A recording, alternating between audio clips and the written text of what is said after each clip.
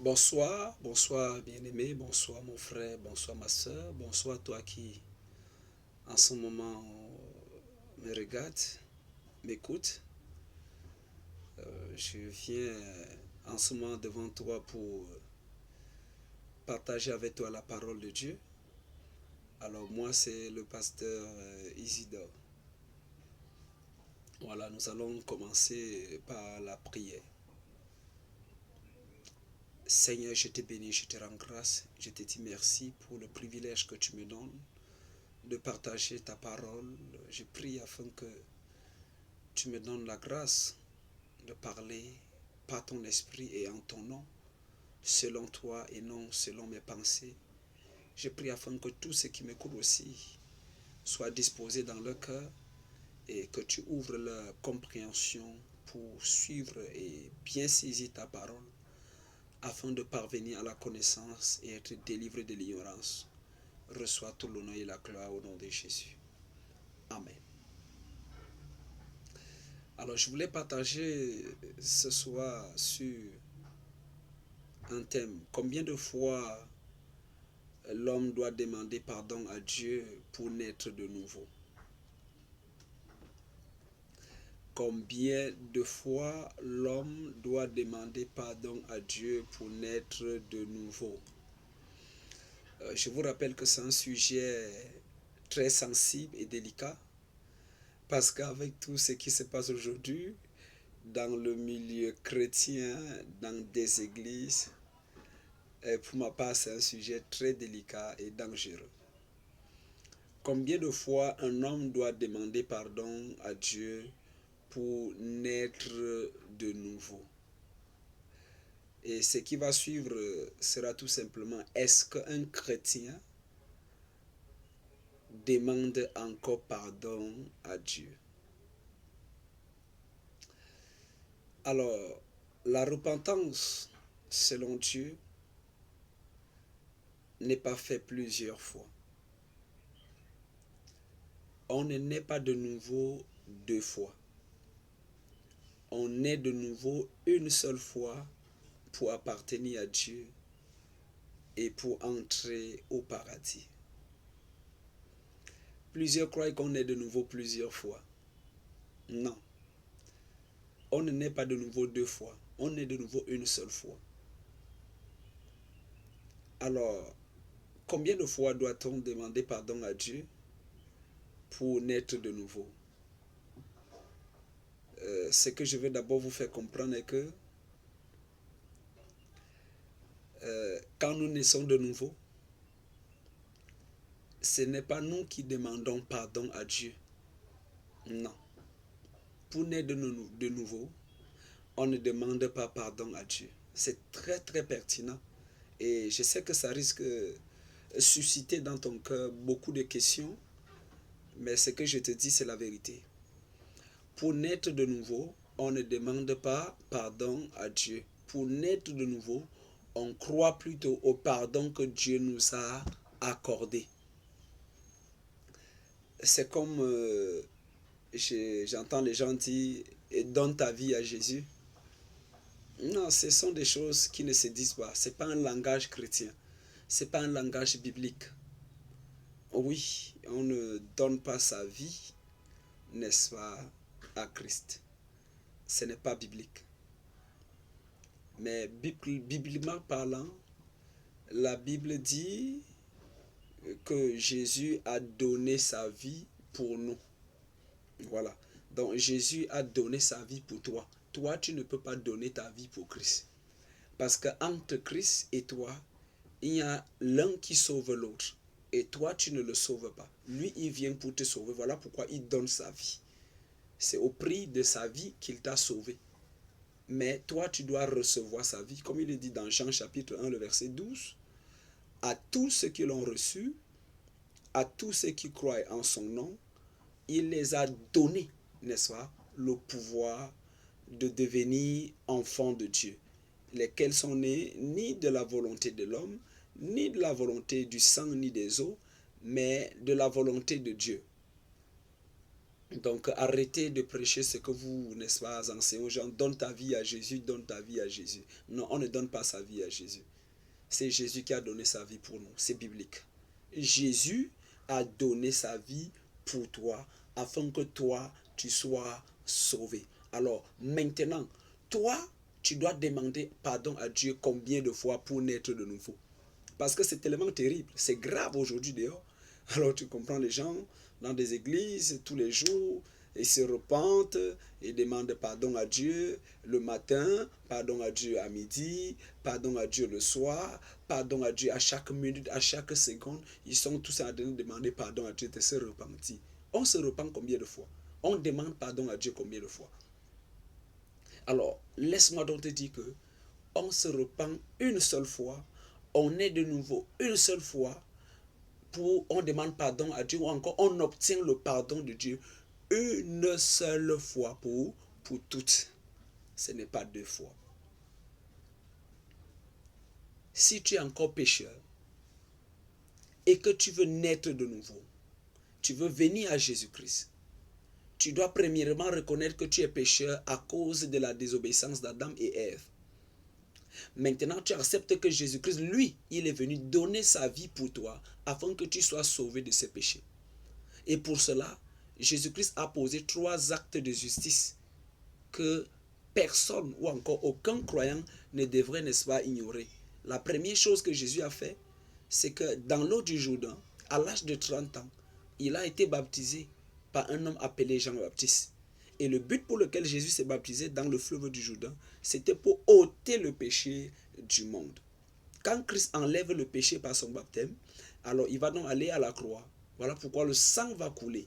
La Bible dit qu'il a payé le salaire de ses péchés. C'est donc à la croix que Jésus-Christ donc pose le deuxième acte de justice, c'est l'espoir d'être crucifié, de verser son sang pour que ces péchés qu'il a portés dans l'eau soient pardonnés. Maintenant, étant mort, on l'a enseveli, mais le 3e jour de sa mort, il est ressuscité, n'est-ce pas, pour que tu sois justifié. Donc, au numéro 1, toi qui es pécheur, pour naître de nouveau, tu dois comprendre que Jésus s'est fait baptiser dans l'eau pour ôter tes péchés. Jésus est mort à la croix, son sang s'est versé pour pardonner tes péchés. Jésus est ressuscité pour te justifier. Là, tu obtiens, n'est-ce pas, le pardon total de tes péchés. Tu nais de nouveau, tu quittes d'un camp à un autre. Tu quittes des ténèbres à la lumière. Tu quittes, n'est-ce pas, de l'état pécheur pour devenir juste. Tu obtiens le pardon de Dieu. Donc, vous comprenez que pour naître même de nouveau, de façon pertinente et sérieuse, on ne demande pas pardon à Dieu. Mais on croit que Jésus a ôté le péché par son baptême dans l'eau au Jourdain. On croit que Jésus a versé son sang, n'est-ce pas, pour nous pardonner de tous nos péchés. Et on croit que Jésus-Christ est ressuscité pour nous justifier. On n'a pas besoin de demander pardon, mais plutôt on a foi en ce que Christ a fait et on obtient le pardon de Dieu. C'est ça la nouvelle naissance. Il n'y a pas deux choses. Il n'y a pas deux moyens. Tout ce qu'on va t'enseigner, tout ce qu'on va t'expliquer, tout ce qu'on va te raconter, il faut donner ta vie à Jésus. Non, ce sont des choses qui n'ont pas de sens. Pour naître de nouveau, accepte Christ dans ta vie.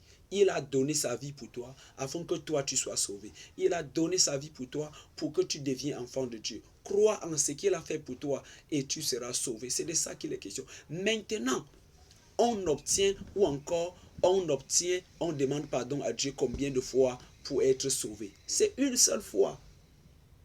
Une seule fois. Une fois que tu crois au baptême de Jésus qui enlève le péché, à son sang versé qui t'a pardonné, tu es pardonné.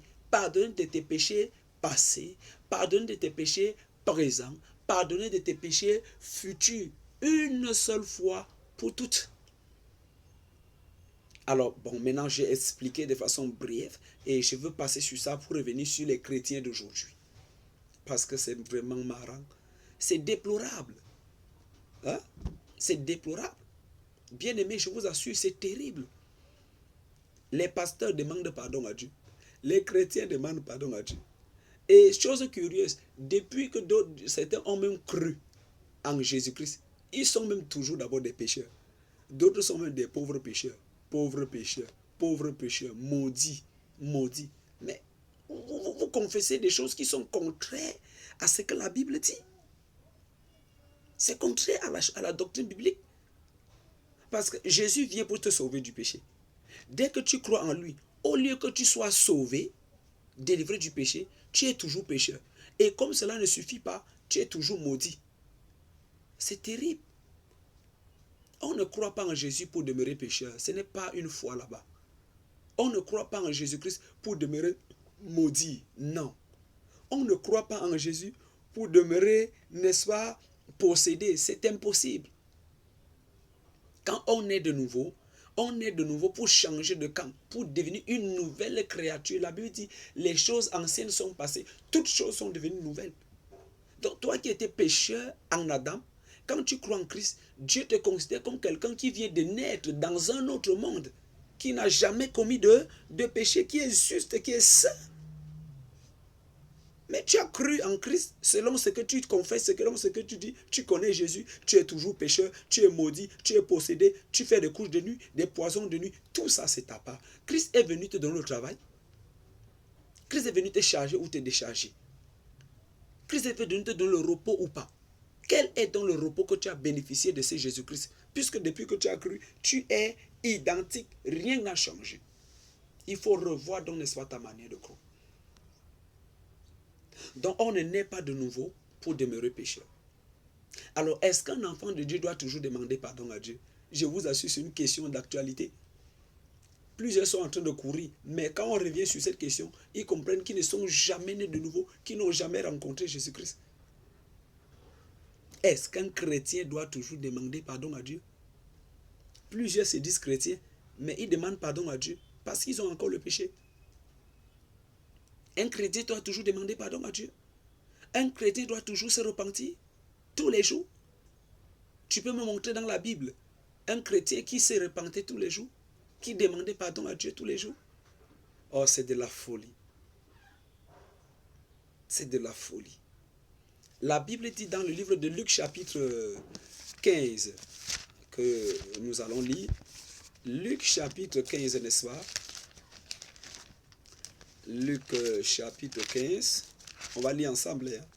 Luc chapitre 15, le verset 7. Il est écrit: de même, je vous le dis, il y aura plus de joie dans le ciel pour un seul pécheur qui se repent que pour 99 justes qui n'ont pas besoin de repentance. C'est le pécheur qui se repent. C'est le pécheur qui se repent. Mais le juste ne se repent plus. Ou ne se repent pas. Il n'a plus besoin de se repentir parce qu'on ne se repent pas deux fois. Le péché a besoin de se repentir pour quitter d'un camp à un autre. Mais toi qui te dis chrétien, tu te repens encore. Finalement, tu cherches quoi? Qu'est-ce qui s'est alors passé dans ton cœur et dans ta vie? Donc la joie est produite au ciel pour le pécheur qui se repent. Mais le juste n'a pas besoin de se repentir. Ou encore le juste ne demande plus pardon à Dieu, si tu veux bien comprendre. Un enfant de Dieu ne demande plus pardon à Dieu. Pour que Dieu te pardonne, tu crois que tu lui as demandé pardon pour qu'il te pardonne? Quand Dieu est venu accomplir l'acte du pardon, tu n'étais même pas encore avec lui. Tu étais encore son ennemi parce que tu avais encore le péché. Alors maintenant, chaque jour, tu te repens, tu demandes pardon à Dieu. Tu crois que c'est quand tu demandes pardon à Dieu qui te pardonne?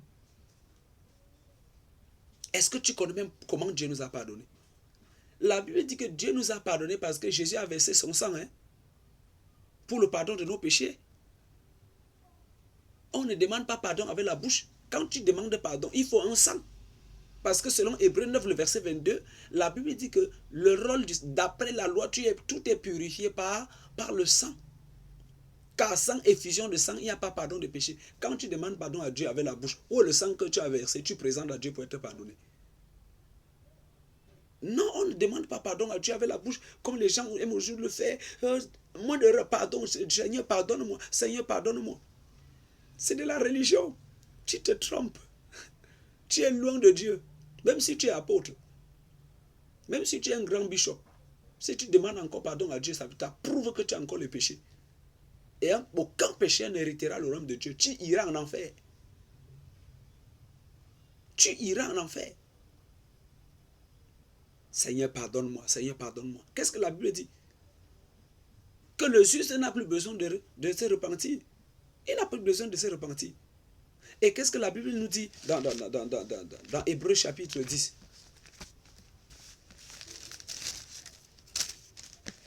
Hébreux chapitre 10.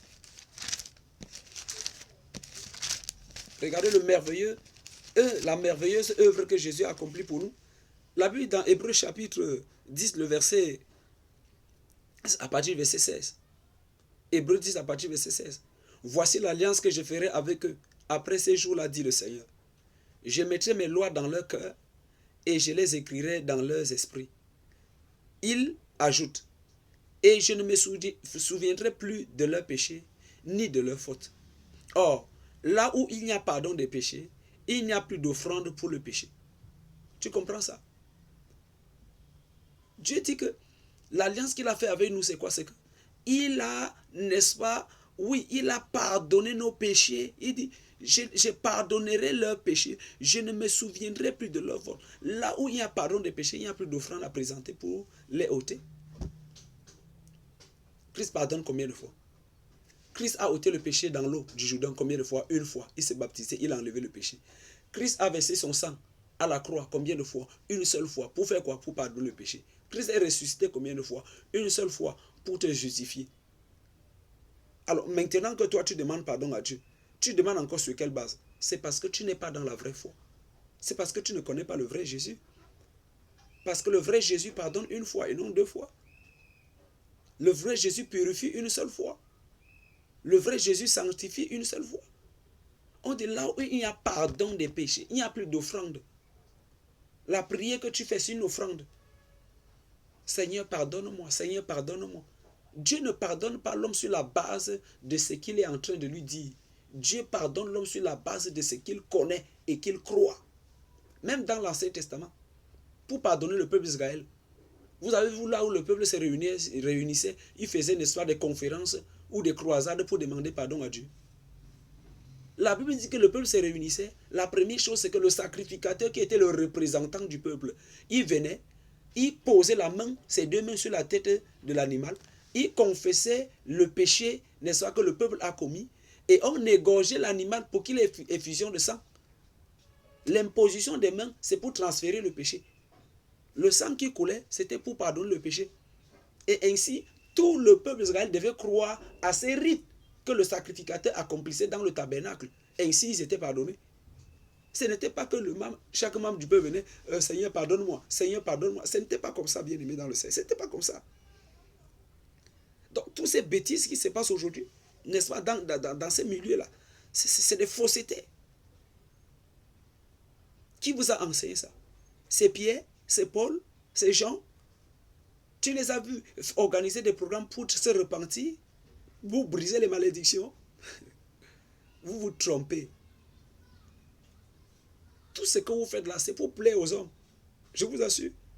C'est pour plaire aux hommes. Mais la finalité, c'est il faut entrer au paradis. Hein. Et pour entrer là-bas, il faut suivre les principes bibliques. Donc on ne naît pas de nouveau deux fois. Ces bêtises où les gens, ils viennent à l'église, ils dansent, ils sortent, ils disent que j'ai donné ma vie à Jésus. Après, ils rentrent dans le monde, ils peuvent jouer la vie là-bas. 2 ans, 3 ans, il dit que non, le fils prodige. Si c'était là, c'est ça la vraie foi. C'est que tu viens de me dire que ton enfer est scellé. On ne naît pas de nouveau, c'est une fois. On peut rétrograder dans la foi, mais on ne naît pas de nouveau deux fois. On ne demande pas pardon à Dieu tous les jours. Arrête la récitation là. Ça ne te conduira nulle part. Il est dit clairement que je pardonne leurs péchés. Je ne me souviendrai plus de leurs fautes. Donc Dieu nous a pardonné une fois. Pas parce que nous avons demandé pardon, parce qu'on a cru au sang versé de Jésus-Christ à la croix qui nous a pardonné. Ce n'est pas une affaire de récitation. C'est une affaire de croyance. Il faut connaître les Écritures pour ne pas se laisser berner par des faux prophètes. Par des faux prophètes. Donc un chrétien ne demande pas pardon à Dieu tous les jours. Quand tu nais déjà de nouveau, tu es pardonné par Dieu une seule fois pour toutes. Je sais que plusieurs sont en train vont me poser la question que si on ne demande pas pardon à Dieu, maintenant, il nous arrive encore, on commet encore des péchés, des fautes. On va faire comment? Je vais te répondre. Parce que ne crois pas que je vais seulement te parler, n'est-ce pas, de cette tradition que vous avez dans des églises où vous demandez pardon à Dieu à chaque minute. Je ne parle pas de ça seulement. Je vais te dire, c'est qu'un vrai chrétien fait quand il arrive qu'il tombe. Parce que même le juste tombe. Le juste tombe. On ne naît pas de nouveau avec la chair, on naît de nouveau avec le cœur. Puisque le péché habitait dans notre cœur. Maintenant, quand on croit en Jésus-Christ, Jésus ôte ce péché dans notre cœur. Quant à la chair, la Bible dit dans Romains 8, Dieu a condamné le péché dans la chair. Dieu a condamné le péché dans la chair. Donc, malgré que tu es un enfant de Dieu, tu es saint, tu es juste dans ton cœur, il peut arriver que tu te laisses conduire par la chair et tu fais comment? Tu désobéis à Dieu. Maintenant, quand il arrive, par exemple, quand juste commet le mensonge ou la convoitise, qu'est-ce qu'il va faire? C'est de ça qu'il est question. Voilà des vraies questions que vous devez vous poser, que de passer votre temps à demander pardon à Dieu tous les jours. Depuis que tu demandes pardon à Dieu pour les péchés que tu commets, tu es rassuré dans ton cœur? Le péché l'a quitté? Ça ne peut pas quitter. Puisque selon Dieu, ce n'est pas parce que l'homme a demandé pardon à Dieu qu'il lui est pardonné. Dieu a tant aimé le monde qu'il a envoyé son Fils unique, afin que quiconque croit en lui ne périsse pas, mais ait la vie éternelle. Dieu donne son Fils. Son Fils se baptise dans l'eau, il enlève le péché. Son Fils meurt à la croix, son sang se verse pour le pardon de ses péchés, de nos péchés. Son Fils ressuscite pour nous rendre justes. On devient enfant de Dieu. Maintenant, quand on est juste, notre chair est faible. Voilà pourquoi on dit que le juste tombe. Et dans la Bible, vous verrez que des gens sont tombés dans le péché. Dans beaucoup de choses, je parle du Nouveau Testament. Des gens sont tombés dans des erreurs. Maintenant, quand tu lis la Bible, tu vois comment des gens sont tombés dans le péché avec leur chair. Tu as vu qui là-bas demander pardon à Dieu? On ne demande pas pardon à Dieu. Mais qu'est-ce qu'on fait? On confesse. On reconnaît ce qu'on a fait. On reconnaît, on avoue. Comment confesser? Quelle est la confession du juste? La confession du pécheur, c'est qu'il croit que Jésus s'est fait baptiser dans l'eau par Jean le Baptiste pour ôter son péché. Jésus est mort à la croix. Sur la croix, son sang s'est versé pour le pardon de ses péchés. Jésus est ressuscité pour que, n'est-ce pas, il devient juste. Quand il croit, il naît de nouveau. Maintenant, la confession du juste. Le juste doit confesser encore qu'il est pécheur. Le juste doit confesser qu'il n'est pas pardonné et que Dieu doit demander pardon à Dieu. Non. Comment le juste confesse? Quand le juste tombe, par exemple, dans la convoitise, dans le mensonge, le juste avoue. Le juste avoue. Celui qui avoue ses fautes obtient miséricorde. Le juste avoue. Dans ta prière, tu dois dire, Seigneur, j'ai convoité, pardonne-moi, Seigneur. S'il te plaît, pardonne-moi. Oh, je demande pardon. Ce n'est pas comme ça que le juste prie. Tu pries comme ça parce que tu n'es pas juste. Tu ne connais même pas d'abord les 3 actes de justice que Jésus-Christ a accomplis pour te sauver. Quand le juste désobéit, tombe dans le péché, qu'est-ce qu'il fait? La première chose, c'est que il reconnaît le péché qu'il a commis. Seigneur, je reconnais que j'ai convoité. En tant que ton fils, la convoitise n'est pas bon. Je reconnais que j'ai convoité. S'il fallait que tu me traites selon cette convoitise, c'est que je serais conduit tout droit en enfer. Alors maintenant, je suis pardonné. Je te dis merci parce que tu m'as pardonné en Christ. Aide-moi à mener une vie de plus en plus sainte. Aide-moi à vivre par le Saint-Esprit, à obéir aux œuvres de l'Esprit, à marcher par l'Esprit, pour ne plus tomber dans la convoitise. Voilà la confession du juste. Il a avoué qu'il a convoité. Il a accepté. Il admet qu'il a fait. Il reconnaît que sa chair a été faible dans ce domaine. Mais maintenant, il rend grâce à Dieu parce qu'il a été pardonné par lui une fois pour toutes. Jésus ne reviendra plus pour ça. Il l'a fait une fois. Il rend grâce à Dieu et il implore la grâce de Dieu pour ne plus tomber dans ce péché. Voilà ce que le juste fait. Il faut confesser ton péché, toi qui es juste. Il ne faut pas demander pardon à Dieu parce que Dieu t'a pardonné une fois. Il ne reviendra plus. Quand tu dis à Dieu pardonne-moi, c'est comme si tu es en train de lui dire va encore te baptiser dans l'eau, baptise-toi dans l'eau, tu ôtes mon péché, va encore à la croix, tu meurs, tu verses ton sang pour mon péché et tu ressuscites pour me justifier. Or, Christ l'a fait une fois pour toutes. Et il ne reviendra plus là-dessus. Donc, j'exhorte comme ça là des enfants de Dieu qui se disent enfants de Dieu, mais qui ne connaissent pas encore, n'est-ce pas, la manière dont Dieu rend les hommes justes. Je vous exhorte à ne plus tomber dans le piège des hommes. Non, on demande pardon à Dieu. Non, on ne demande plus pardon à Dieu quand on est déjà né de nouveau. Mais on confesse quand on est juste. Donc tout ce que vous voyez, les patatas, les patititis, tout ce que les gens racontent, ce sont des bêtises. Donc que le Seigneur vous bénisse. Je reviendrai encore une autre prochaine fois pour vous donner des enseignements très profonds en ce qui concerne le salut. Parce qu'aujourd'hui, on dit tout, hein, on prêche tout, sauf le salut. Le salut n'est pas prêché. On peut tout te promettre, si on ne t'a pas donné le salut, ta croyance est vaine. La finalité sera l'enfer. C'était le pasteur Isidore. Que le Seigneur vous bénisse. Shalom.